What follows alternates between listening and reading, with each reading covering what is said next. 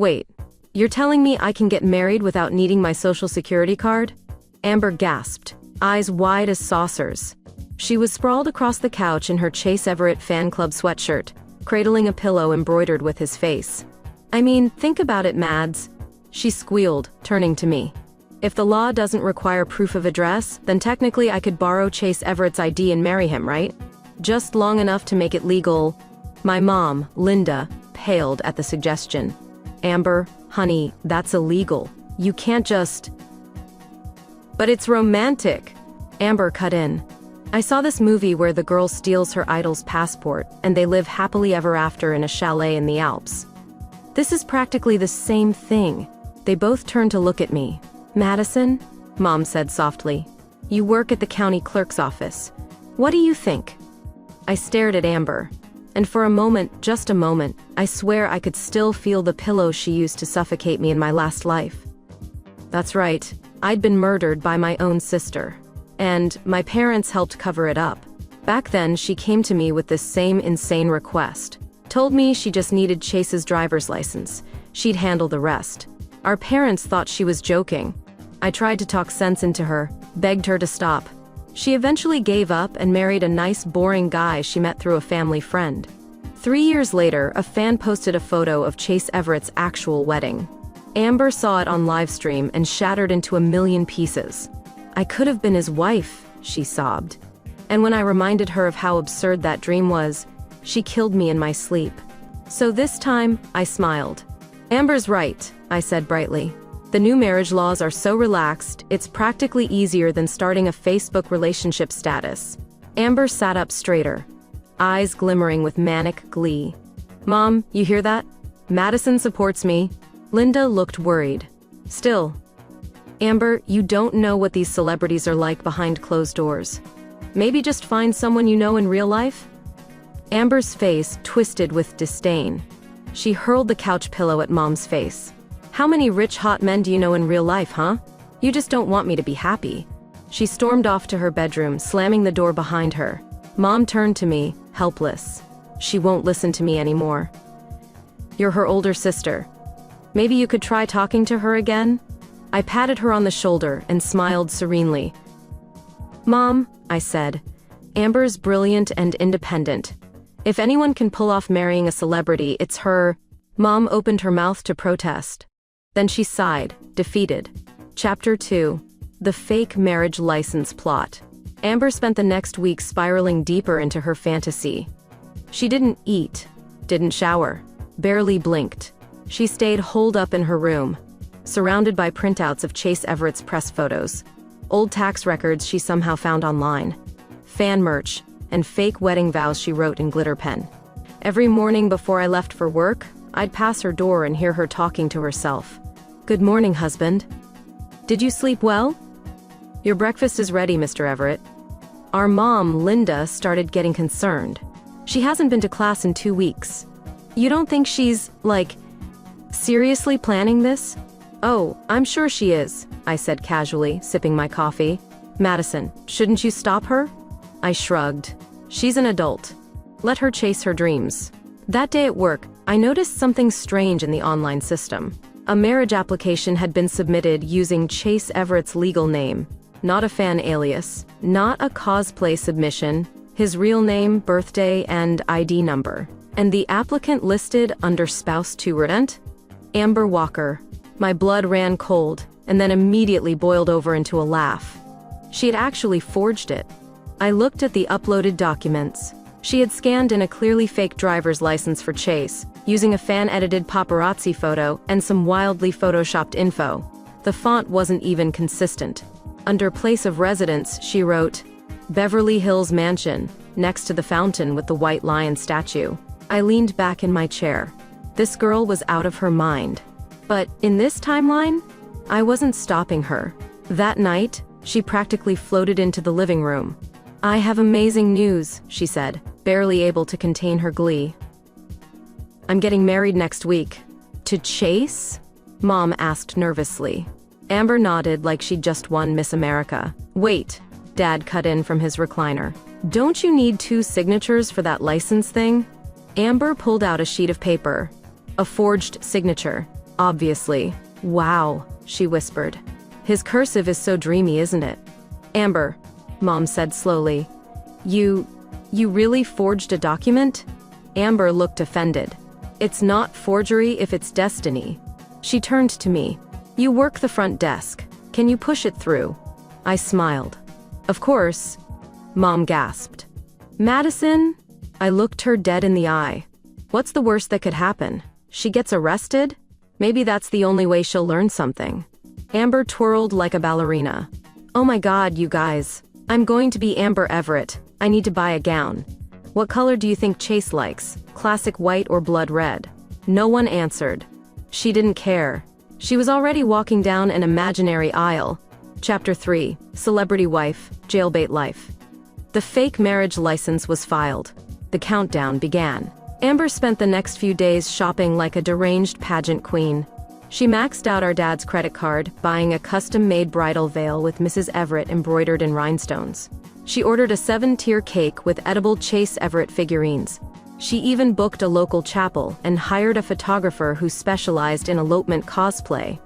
I asked her casually, "Are you gonna invite Chase to his own wedding?" She rolled her eyes. "He's busy filming in Vancouver. I'll just show him the marriage certificate and surprise him." Right. That always works. I know he'll fall in love with me once he sees how committed I am. Totally, I said. Because marriage is mostly about persistence and fraud. She didn't even register the sarcasm. Our mom, Linda, clutched a Bible and muttered to herself every night, like she was trying to ward off a curse. Dad retreated to the garage and didn't come out for 2 days. The day of the wedding, Amber wore a mermaid gown made of what looked like repurposed prom dresses hot glued together. She held a bouquet of fake roses spray-painted gold. Her makeup was straight out of a horror drag tutorial. Glitter tears, black lipstick, and smoky eyes like a burnt raccoon. She stood outside the courthouse, vibrating with excitement. When the officiant hesitated, "Where's the groom?" She waved the forged documents. "He's in Canada. But spiritually, he's right here." The officiant blinked. "Ma'am, we can't perform a wedding without both parties present." Amber's face dropped like a dead crow. "But the paperwork's done," she insisted. "It's legal. We're already married on paper." The officiant walked away. Amber crumpled onto the courthouse steps, sobbing. "He's rejecting me, from abroad, without even knowing it." I patted her shoulder. "Maybe it's for the best." "No," she growled. "I will not be denied my destiny by bureaucratic red tape." She stormed back inside to file a complaint. That's when everything unraveled. Turns out someone had already flagged the license for investigation. A worker in records noticed the address was a fountain, not a real residence, and submitted it to legal. When Amber walked into the office, 2 officers were waiting. "Amber Walker?" one asked. "Yes," she said proudly. "Future Mrs. Everett, you're under arrest for identity theft, forgery, and attempting to falsify a legal document."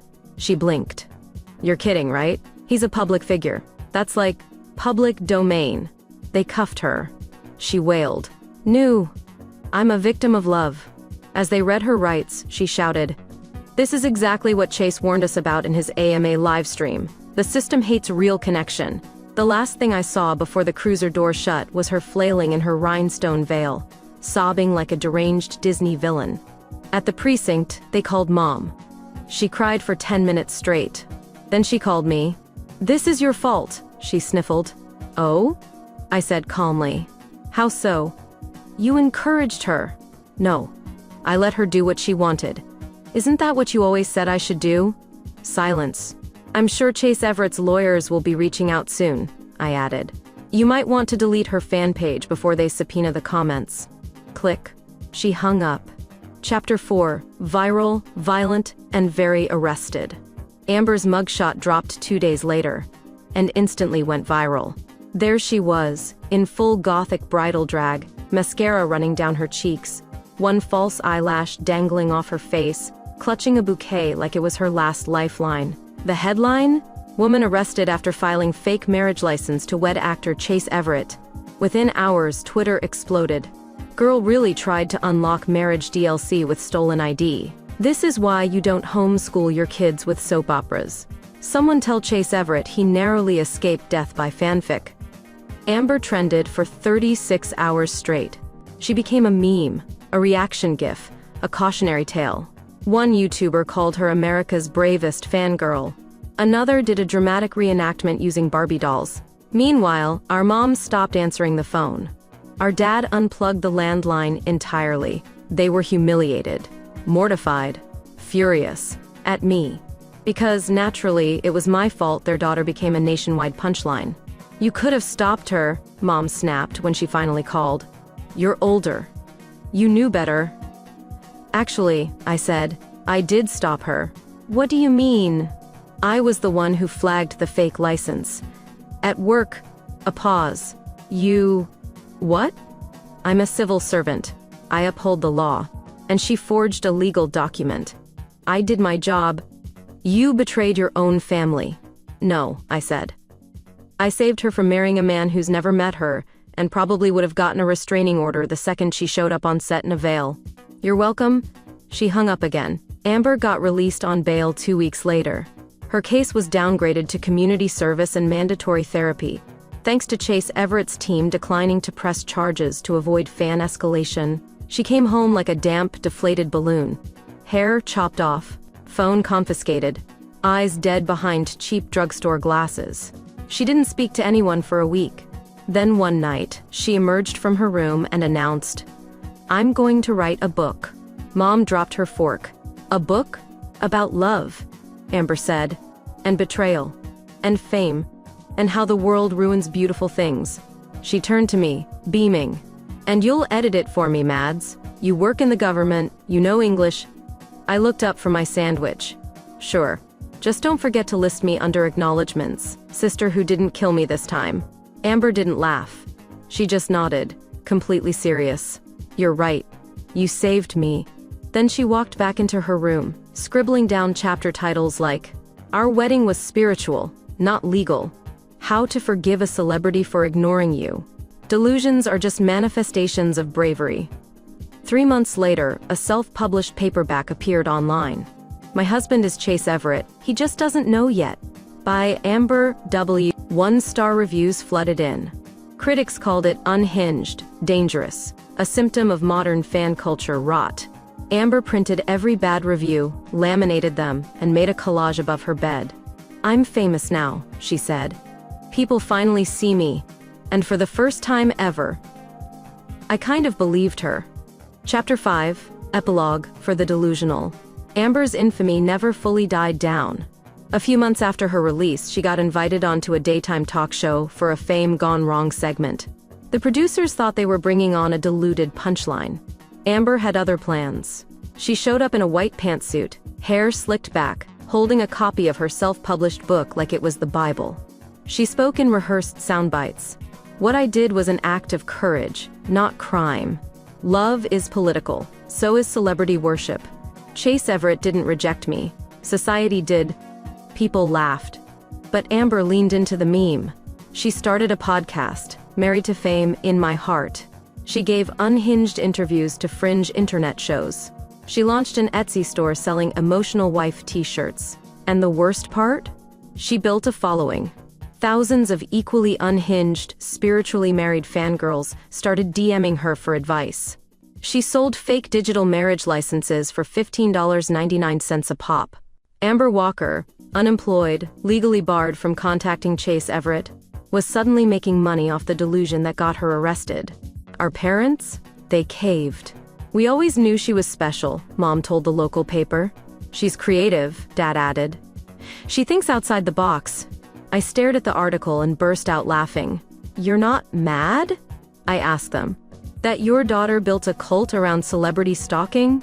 Better that than being boring, Mom replied. And at least she's not asking us for rent money anymore, Dad shrugged.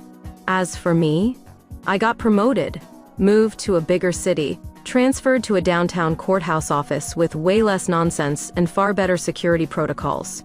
My coworkers once brought up that story, the girl who tried to marry a celebrity with a fake ID, and I just said, wild, huh? And changed the subject. I never mentioned we shared DNA. I never mentioned I was the one who filed the internal fraud report. I never mentioned I once died at her hands in a different life. That was a different timeline. One I left behind. Now, when I see Amber trending again, when someone digs up her mugshot, or screenshots a particularly insane podcast quote, I just smile and keep scrolling. Because she finally got what she wanted. She didn't marry Chase Everett. But she became unforgettable. And me? I got exactly what I wanted too. Peace, and just enough distance to enjoy the circus. From the front row, with popcorn. End of story.